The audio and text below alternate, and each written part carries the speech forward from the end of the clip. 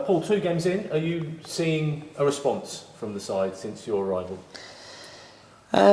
Good question. I don't know if I've seen a response because I can't compare it to beforehand, if that makes sense. I think they're trying to take the information on board, which we appreciate, obviously. And there's obviously a long way to go, but there's real positive signs. 2 clean sheets are always good to have. We need to get better on a few things, one being attacking set pieces. But generally speaking, really pleased. I like the way the lads have put their bodies on the line at times. They've worked really hard. They're probably, they have run a bit harder possibly. So, which is good. So yeah, I'm pleased with a lot of it. But you always are going to get a little bit of a bounce. So it's a pity we're running out of games really, because I'd know a lot more about the team if we had another 3 or 4 games. It's all right me saying that.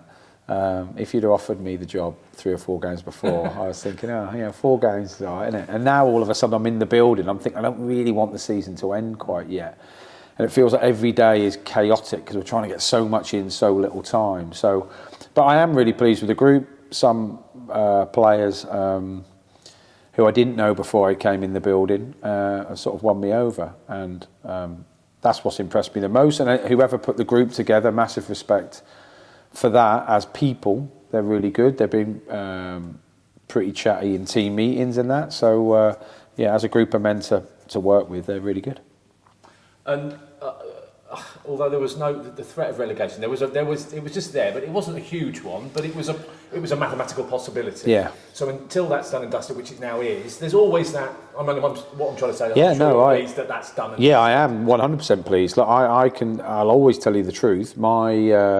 I have unbelievable levels of anxiety. So while it's a possibility, you cannot help being a manager to be the catastrophizer. So everyone else can go like, everything's all right, but we're like the swans on the water. Like I'm kicking like the wind underneath the water.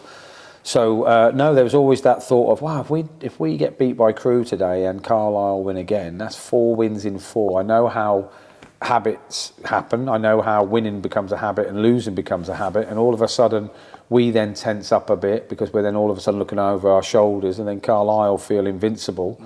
So I won't say that it didn't bother me, it did, and obviously that it's done great, and now we can experiment a bit more, but we still want to finish with wins. That's as simple as that. Are you, during this time you said about wanting maybe you'd like the season to carry on so you could see the players spend more time with them, are you now already identifying areas of the pitch that you can strengthen for next season? I knew that before I came in, but I still think like the way we want to play and the way we do play, we do play with an energy, a pace. I do love wingers. I do love people at the top end who take risks. I do love pace in my team. I do like aggression in my team. So, I am going to have to, or we are going to have to strengthen to make it look more like the team I want. Does that excite you? Yeah, it does actually. To be fair, I've had a semi-recruitment meeting this morning. That was like a teaser. Like I wanted them to show me how it was going to go, just in case I didn't like the way it was going to go, in a nice way. And in fact, I don't want to just go into a meeting as ad hoc. I like everything to be planned. And then there's names on there that I really like, and potentially if I could get, especially 2 on the front line that I'm looking at, I'd be well happy. So it does excite me because I know how I want it to look. So, at this moment in time, look, we've got 4 points from 2 games without playing great.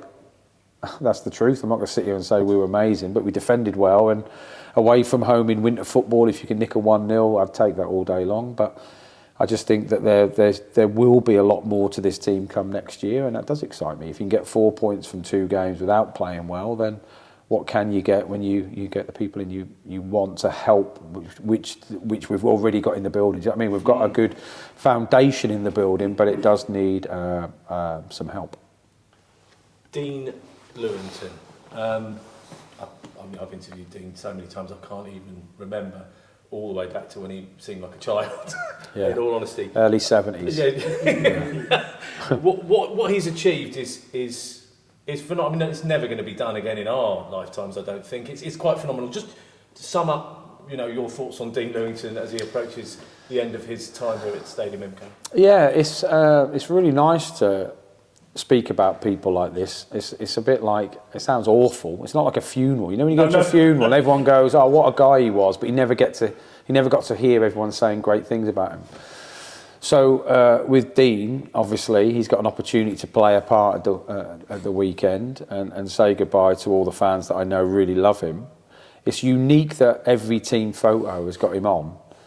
He's the easiest one to find as well on the team photo, I have noticed, because when I walk down the steps, there he is there. It's not like Where's Wally, where it's really tricky. It's really Where's Dean is really an easy game to play. But I think that from an actual, there's loads of different facets about it, which amazes me, right? So I said to him today, he's like the MK Dons Ryan Giggs. But like, not many people play solely at, you know, one club. And to play that amount of games, so I played, and it's not about me, but I played about 500, which I'm quite boasty about, because I think that's quite impressive, right? I mean, this isn't about me, I know, but to play nearly double me is like, hang on a sec, I was fit all the time, I played till I was 39, I was thinking, wow, that's impressive. So to play, Rich was saying to me, he had back-to-back seasons where he was 45 every season. To have the physical resilience for that is amazing, the way the modern game is. You don't get many players in your squad that get 45 on one season, let alone back-to-back seasons.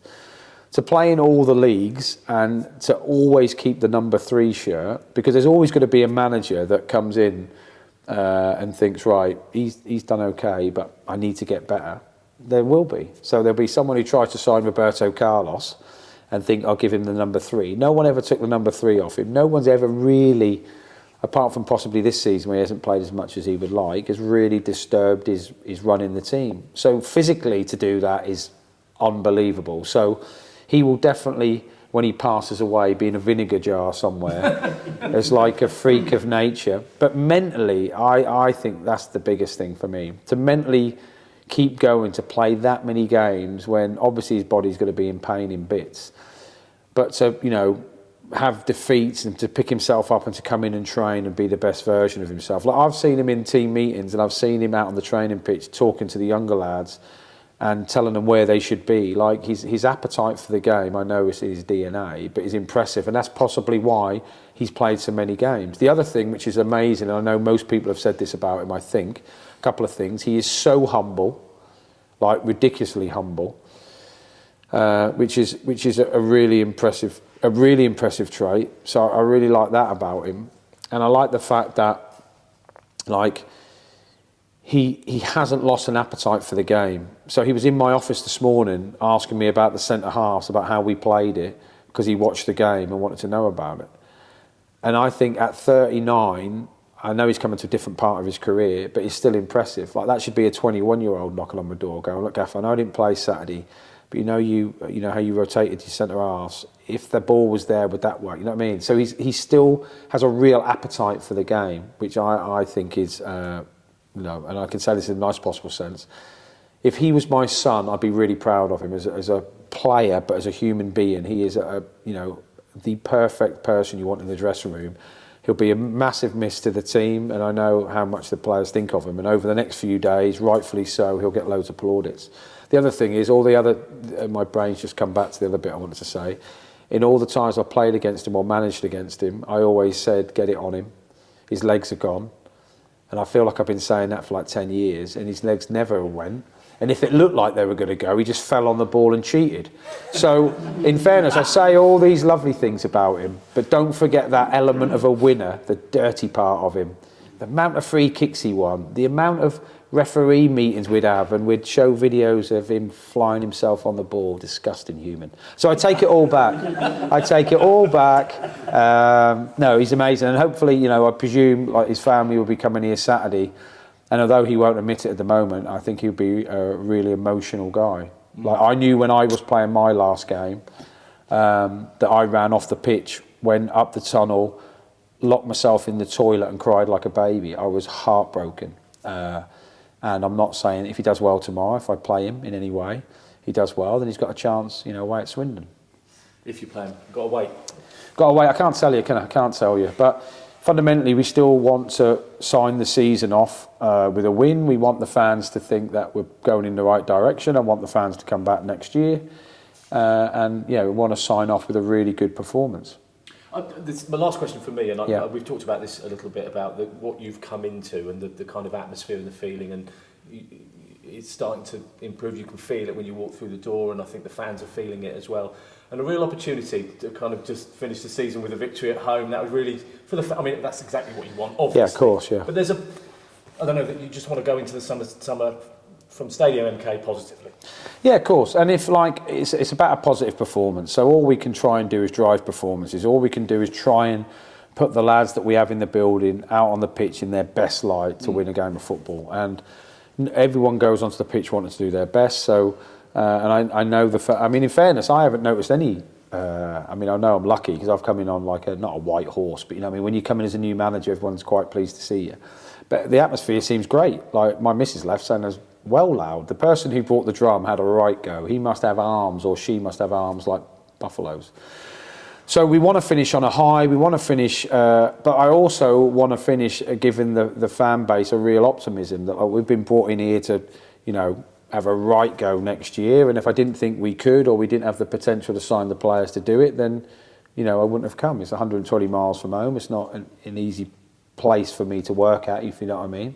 So me and Rich have come here, and we'll bring other members in to have a right go in the summer. So even if we don't finish on a win, I think fans who are listening to my voice now would think, right, next year's going to be great. And if it isn't going to be great, it's going to be exciting, because I play with pace, I play with power, I play with attempts on goal. And if I don't, then you're more than welcome to wait for me at the side of my car mid-August and say I'm a liar. But hopefully it'll be an exciting time. And like I said, if we can finish with a win, and then and by the way, for the fans who kindly go to Swindon, I'd like to thank the fans who went to Crewe. Had a right go. I'm not saying we were excellent, but the lads dug in, and it helps when the fans are cheering tackles and headers in the last 10 minutes, and it was nice to share that with all the people who made a real effort. So on behalf of the dressing room, thank you very much. Thanks, Paul. Thank you. You mentioned briefly there playing against Dean Lewington as well. Did you ever come up against him man-to-man on the pitch? Well, my memory isn't good, as I've told you already. So I don't know how many league goals I scored, but I can't remember more than 3 in my actual brain. So I must have played against him, because I've played against virtually everybody, and he played in virtually every time I played MK. So, but if I did, I was lucky that I played a lot of times in a front 3, and because I was the fittest, I always had the free role. So in fairness, if I did play against Dean, I would have probably swapped wings, because I used to find the weakest link of the back line. So, and if I did play against him, guaranteed he fell on the ball and cheated. Guaranteed. It's funny because most defenders, even around the club that we've spoken to down the years, have always said similar sort of thing. They thought, oh, let's go and try and pinpoint Dean Lewington, Yeah, and then end up going, he is the toughest guy to beat one-on-one. yeah. And in fairness, as you get older, you get cleverer, don't you? Experience. I'm saying this to a room full of elderly gentlemen. We're all nodding, aren't we? Going, oh, we're so clever now. But we had, he ain't got a clue, is he, behind the camera? But I had a player at a different club, the same sort of thing. I had a centre half who played forever, and in fairness, he had like a lease of life, because he got the game sussed.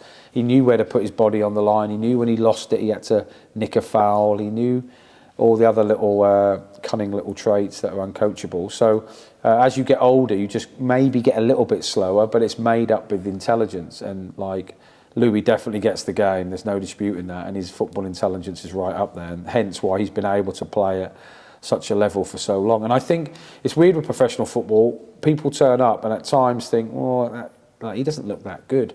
Like you've seen him play. I'm not saying they say that about Louis, but I'm just saying you see footballers play with other amazing footballers. If you saw him play with 20 people off the street or something, you would then realise how good he is. So like it's a bit like if you watch Man City every week, you're thinking, well, was Aguero any good really? And you think, wow, wait till you see him against a normal person. Did you see the other day the woman who ran the 100-metre race on Parents' Day? Yeah, Shelley-Ann Fraser. And I think that sums it up. I'm not saying Louis that person, by the way. He's not that quick. But when you see, super talented, super athletes against mere mortals, you can see the difference. And like with Louis, how he still picks a pass in training, still doesn't give the ball away, with very good players, it's a testament to how good he is. And it's a fairly recent thing that he's kind of wanted to get into the coaching side of it. He's always said to us that he never really had much interest, but of course now he's doing his badges and things. Does that surprise you as well? Do you think he'd make a good coach? Yeah, well, it doesn't surprise me. He gets the game, his DNA. I mean, I don't know if anyone knows what his family links are, but so he's got it in his blood, and he's been brought up on like watching football and someone in the room telling him what's going wrong. That's the truth. So it doesn't surprise me that, and it doesn't surprise me either that earlier in life he didn't think he'd want to do it. I didn't want to do it. I thought when I finished football, I'd have just gone in. I'm a qualified teacher. I always thought I'd go back in and teach A-level PE. Dream job. So it doesn't surprise me that later on, when your career starts to feel like it's going away from you, you're thinking like this. Not only is this all he's known. I don't mean it like that, but he's now realising how much he can give, how much he loves it, and how much he misses it. It's probably a bit of everything. Yeah. In terms of the coaches that you've kind of inherited here, we know that they've done a massive job in sort of steadying the ship over the last few weeks. What does their future hold, do you think? Yeah, good question. I mean, they're helping me to the end of the season, and then I'll have conversations with them and the club, and I'll go from there. But they have been a massive help. Like I was on the bench Monday, I was then going to say Saturday, and I'm saying, can he play there? Can he play there? And they've been brilliant. Everything I've asked them to do, they've done really well. They both, there's 4 of them. And it's a bit complicated. I have to keep saying, right, which manager did you work with? And you work with him, okay, and I have to keep remembering, but they've all got different stories and different players that he brought in and all that. So chemically it's a bit strange because we've got 3 sets of management down there, if you know what I mean, and 2 sets of players, 3 sets of players. So, but they've been massive help, and and I thank them for that. But what happens going forward will be decided when the season's finished, I think. I mean, in terms of that, the fact that there are different coaching sort of circles that they've all moved in, and similarly with the squad.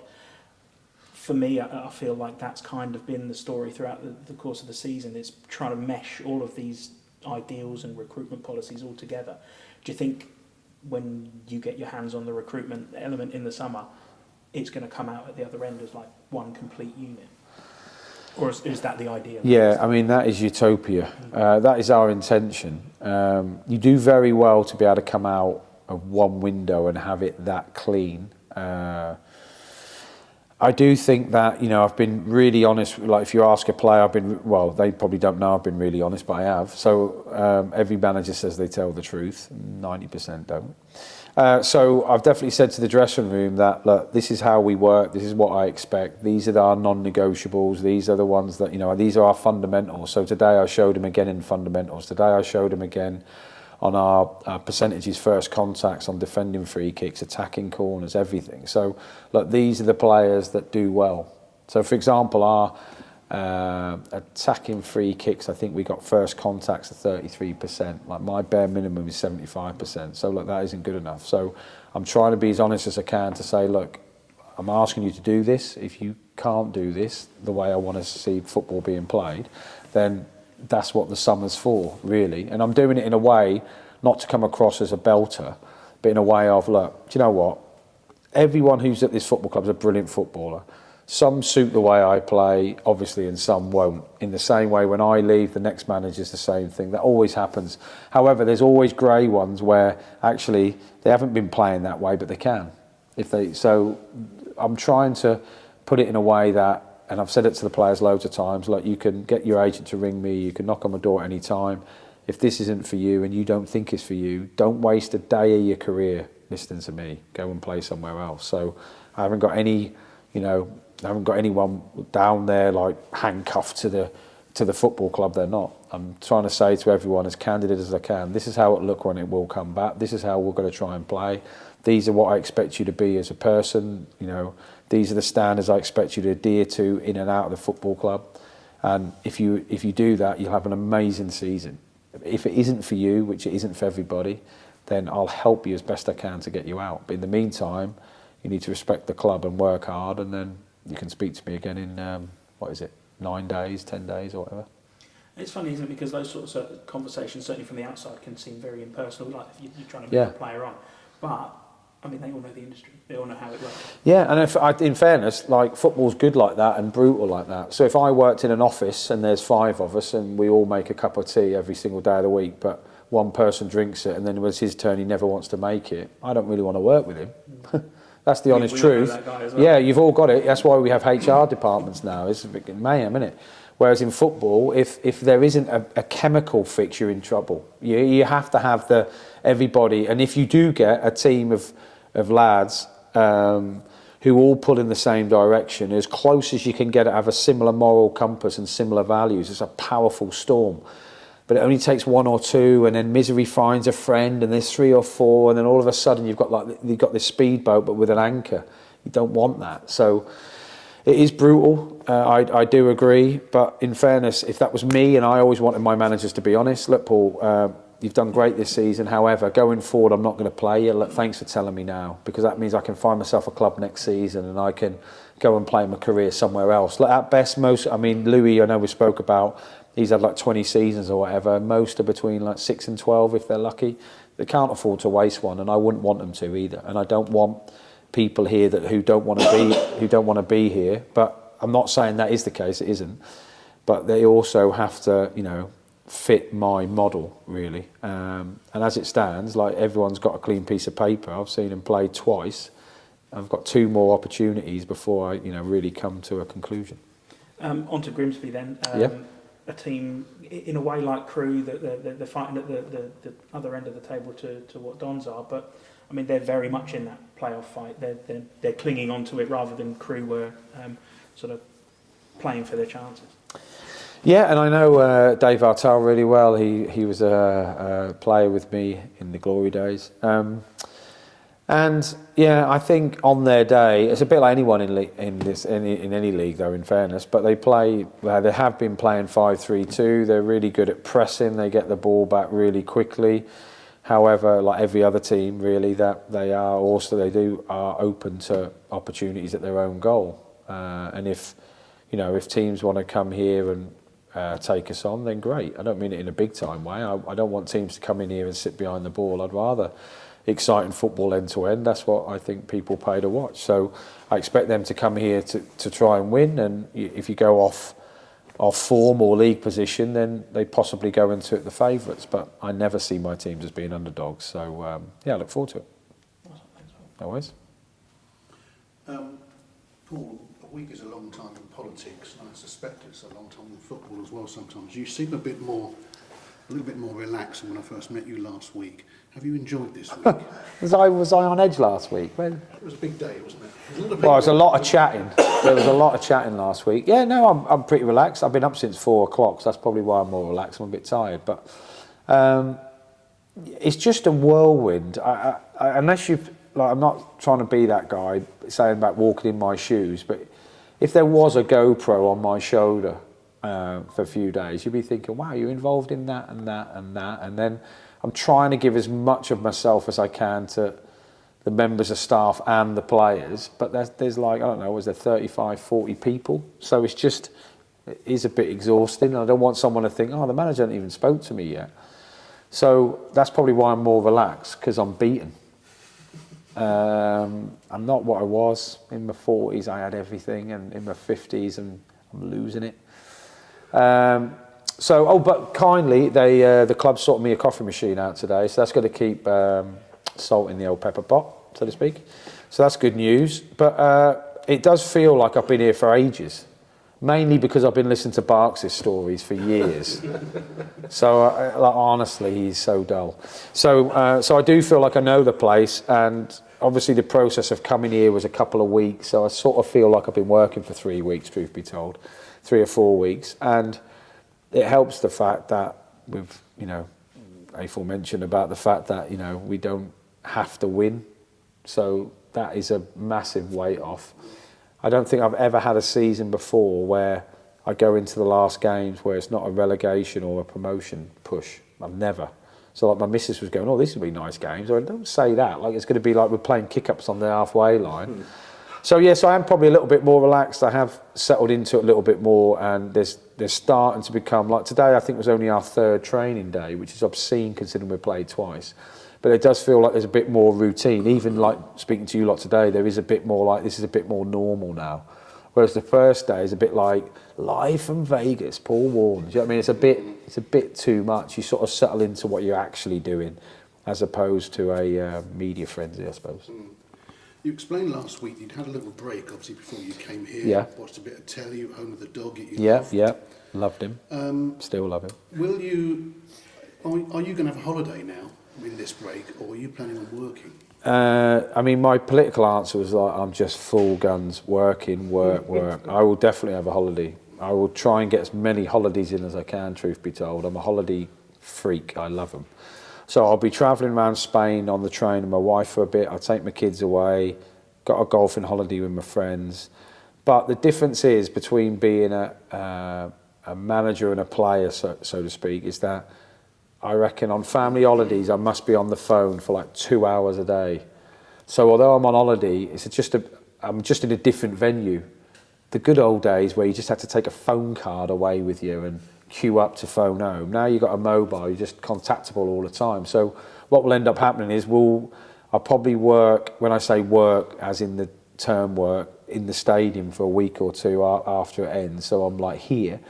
Then I'll desperately try and get the players in that I think I need to get in on day one. So I'll work on that and then schmooze them. But then I'll have a break. But then I'll just constantly be on the phone and catching up with everyone all the time, like the owner, sporting director and all that. And then there's a lull in June where it's like a weird thing in football. It's like an unwritten law. But like May, you have a frenzy for frees and you try and get in front of people as soon as you can, because obviously I am hilarious, so I have a right chance. So you try and put them with charisma. But then in June, everyone goes down the whole, well, I haven't signed anywhere yet. So agents always think, you know what, I'll keep him in my top pocket for a few weeks. I think I'll be able to earn him more money when they start coming back. So June's always a little bit quiet. May isn't, June is. And then once we come back for pre-season, 22nd of June or whatever, and we start doing press again whenever you do it here, you'll start asking me about players and I have to get me boycott bat out and pads and go, oh, I've never even heard of him. I don't know this player you talk of. So it's just a bit, yeah. So over the summer, I do have holidays you've got to, because you can't get through winter. And there's no international breaks this season for me as well, which is beyond poor news. Unless all I do is spend the chairman's money on international players. And you'll think, wow, he's 42, but he's an international for Cambodia. I'll sign him just so I can have international holidays. So everyone's happy. We get a weekend away in the sun. So yeah, so I will have holidays.